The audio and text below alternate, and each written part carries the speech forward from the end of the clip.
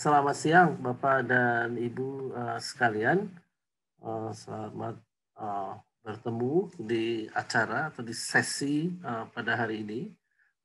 Literasi assessment sebetulnya yang merupakan road atau jalan ke ICOL. Kita nanti akan ada international conference yang membahas soal assessment.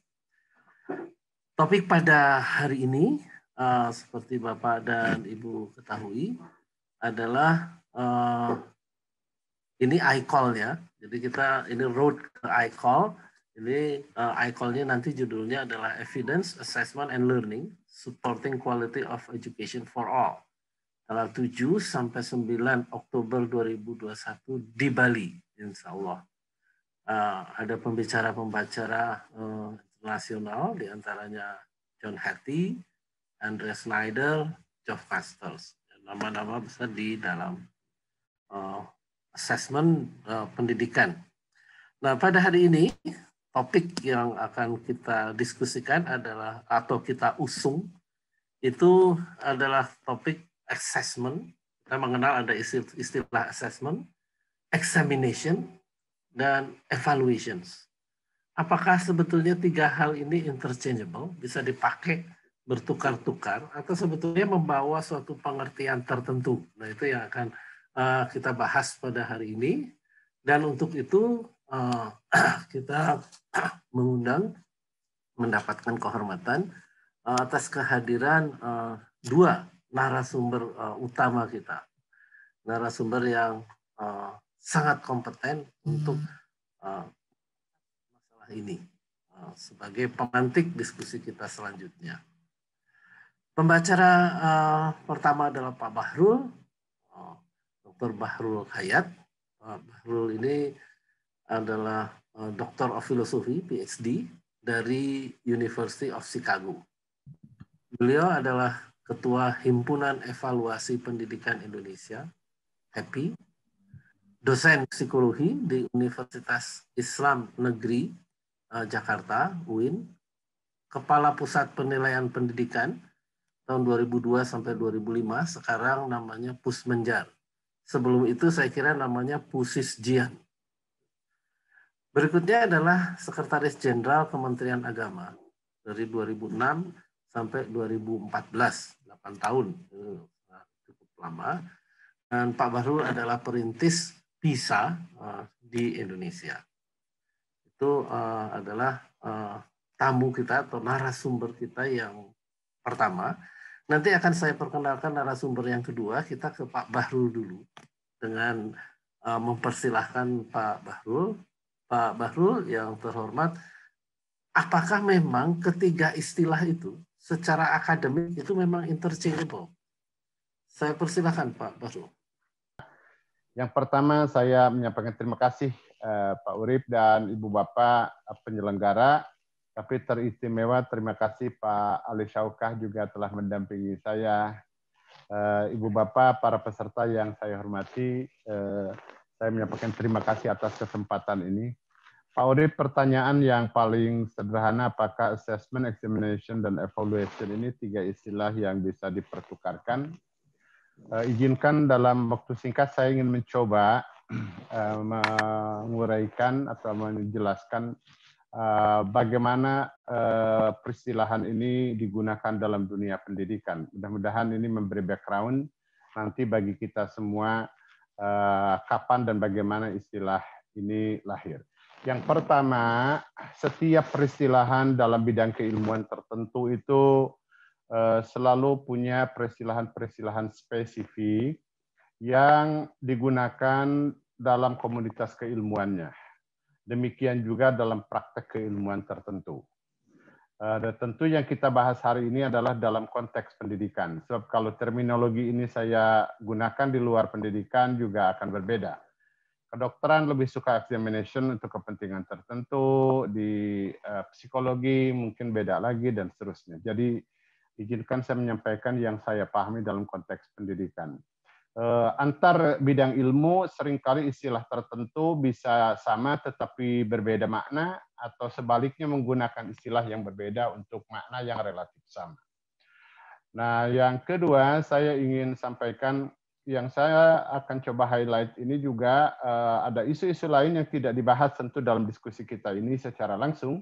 Di pendidikan ada istilah akreditasi, belakangan muncul penjaminan mutu pendidikan, pengendalian mutu pendidikan, itu juga tidak kita bahas, tetapi nanti mungkin akan terkait dengan isu itu. Saya akan mencoba melihat dari perkembangan literatur dan praktek pendidikan bagaimana tiga istilah ini digunakan. Yang pertama, para ahli kalau belajar di bidang dunia penilaian, itu akan selalu mengatakan mana duluan dari tiga ini. Dalam sejarah peradaban manusia, ujian itu lebih duluan. Itu selalu dirujuk kepada Cina adalah contoh pertama ujian 2000 tahun sebelum Masehi, ketika memilih para calon pegawai pemerintahan kaisar waktu itu. Nah, tiga istilah ini di dalam konteks pendidikan lahir secara kronologis, dan saya ingin urutkan dari sisi kelahiran itu adalah evaluation, itu saya akan bahas duluan, kemudian assessment, kemudian examination. Jadi izinkan saya mencoba mengurai dari kronologis keilmuan yang saya pahami. Peristilahan educational evaluation atau evaluasi dalam konteks pendidikan itu sejalan dengan lahirnya pendidikan sebagai ilmu atau sebagai sains itu di awal abad 20, dan saya kira kita tahu semua sebagian besar dari ilmu-ilmu sosial memang lahir di akhir abad 19 dan berkembang pesat di awal abad 20. Jadi demikian juga istilah educational evaluation akan muncul sejak abad 20 ini. Sampai tahun 20-an, di abad lalu atau 1920-an, istilah evaluation dalam dunia pendidikan ini masih bersifat informal. Dan kalau kita merujuk literatur pada awal abad lalu, nama Edward Thorndike, tokoh yang sangat dikenal sebagai bapa dari educational testing di Amerika, itu dianggap sebagai pertama kali gerakan adanya formalisasi peristilahan terhadap educational evaluation secara praktis. Makna waktu itu educational evaluation pertama muncul dan digunakan terutama untuk menilai sekolah. Walaupun menilai sekolah waktu abad 20-an ini, waktu awal abad 20-an, arahnya digunakan untuk measuring individual performance level. Jadi tetap pada kinerja capaian belajar individu siswa, dan di dalam dunia psikometrik muncul pendekatan norm reference juga dipengaruhi oleh perkembangan yang terjadi dalam dunia psikologi.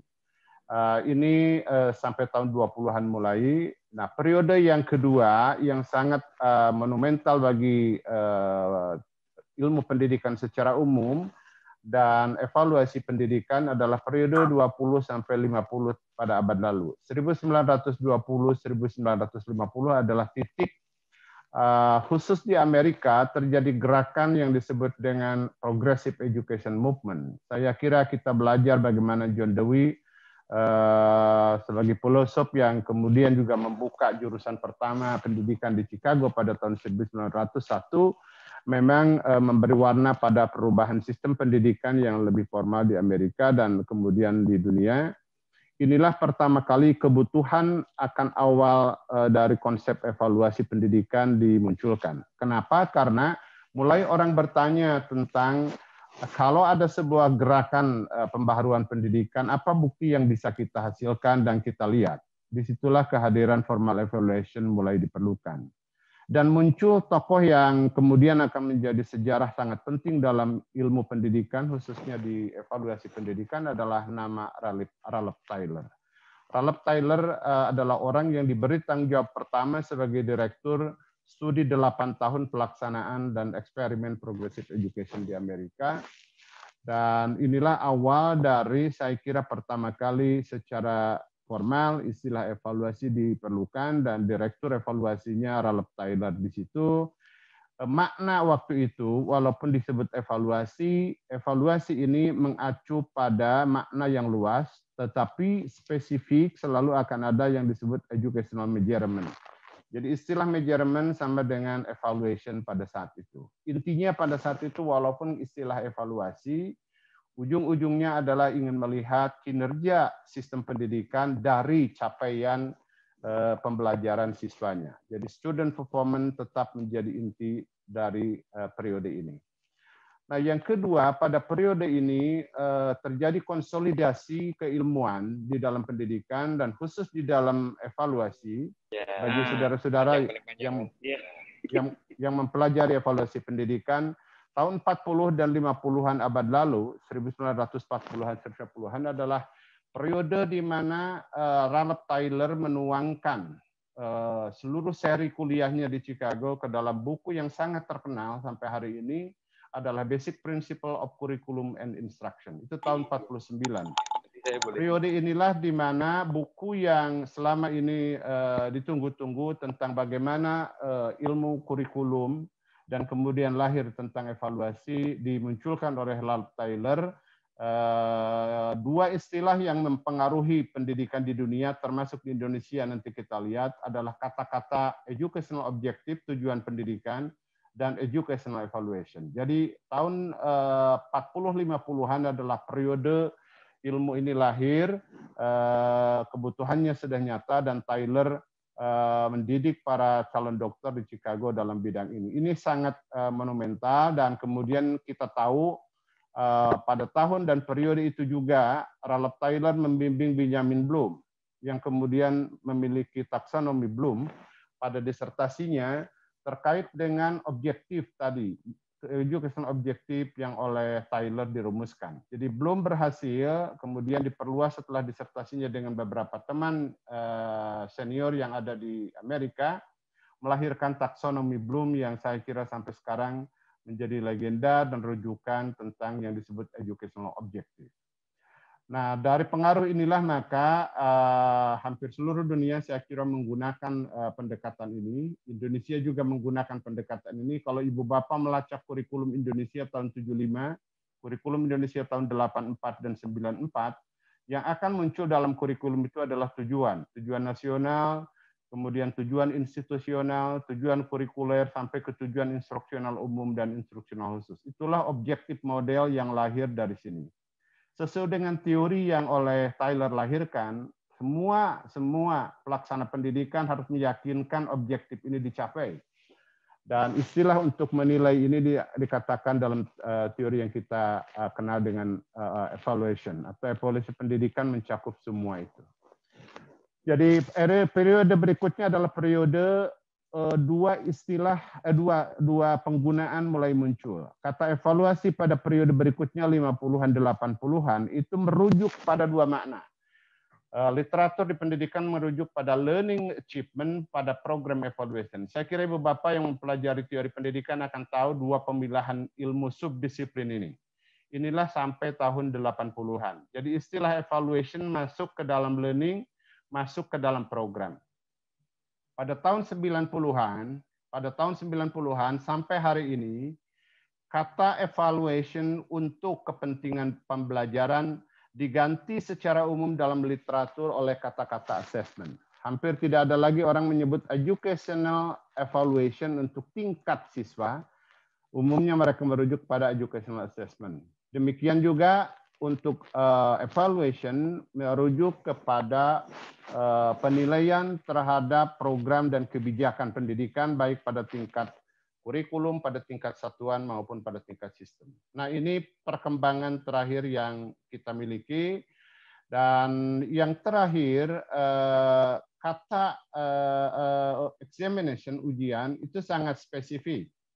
Examination adalah subset dari assessment sekarang ini, dulu subset dari evaluation, hanya dan hanya jika hasil dari assessment ini digunakan untuk keputusan siswa, yaitu bisa promotion, bisa admission, bisa certification atau credential. Tetapi orang akan mengacu bahwa examination itu selalu ada pass-fail decision. Dan inilah yang di dunia selama ini digunakan. Jadi peristilahan tiga ini dalam posisi terakhir sekarang ini yang saya pahami, yang pertama kata evaluation hanya merujuk kepada evaluasi di luar siswa, meskipun nanti dibutuhkan data siswa silahkan, tetapi dia mulai dari policy kepada program, kepada kebijakan, sampai pada evaluasi kurikulum itu sendiri.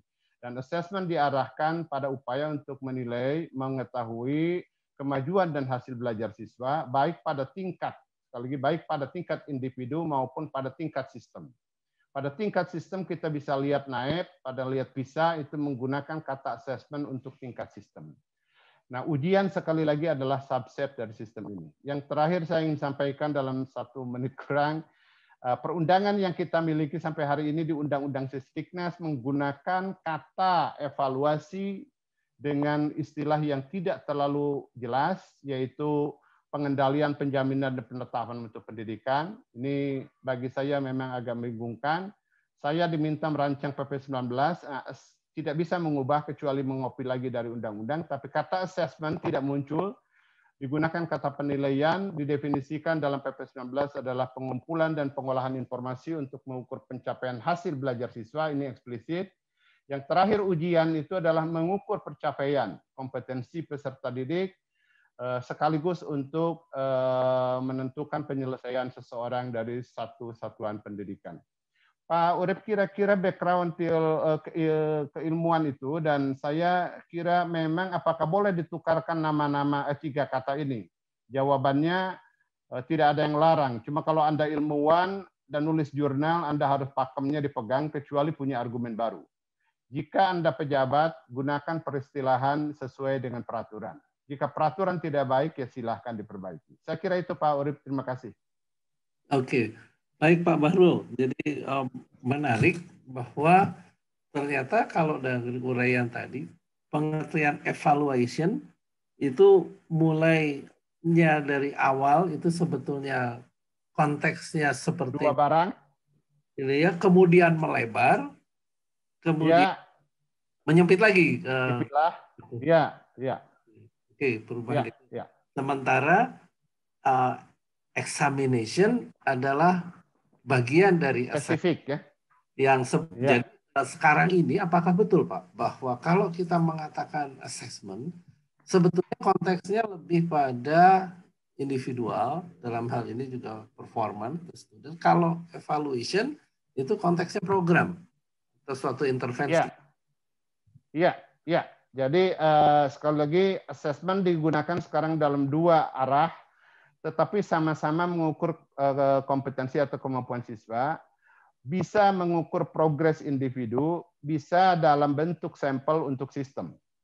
Oleh karenanya bisa menggunakan program for International Student Assessment, Amerika menggunakan National Assessment for Educational Program, Australia menggunakan NAPLAN, National Assessment Program for Literacy and Numeracy. Jadi boleh saja sistem di tingkat nasional menggunakan assessment kalau menggunakan learning outcome sebagai indikator. Tidak pada individu. Oke. Terima kasih. Tetapi tambahannya jika sistem dia akan menambah data, input, data latar belakang, dan konteks untuk menjelaskan why, kenapa achievement-nya seperti itu. Beda dengan tingkat individu ini tidak. Jadi kalau Anda guru melakukan assessment di kelas, ya bidang studinya dia ajar itu, dia tidak nanya input. Tapi kalau assessment tingkat nasional, kita harus jelaskan untuk apa, selain untuk menjelaskan mengapa rendah, mengapa tinggi. Itulah kenapa background variable menjadi penting. Ya, baik. Dan itu konsisten ya dalam keilmuan dan praktis sampai hari ini. Terima kasih Pak Bahrul. Ini tadi menarik juga bahwa Pak Bahrul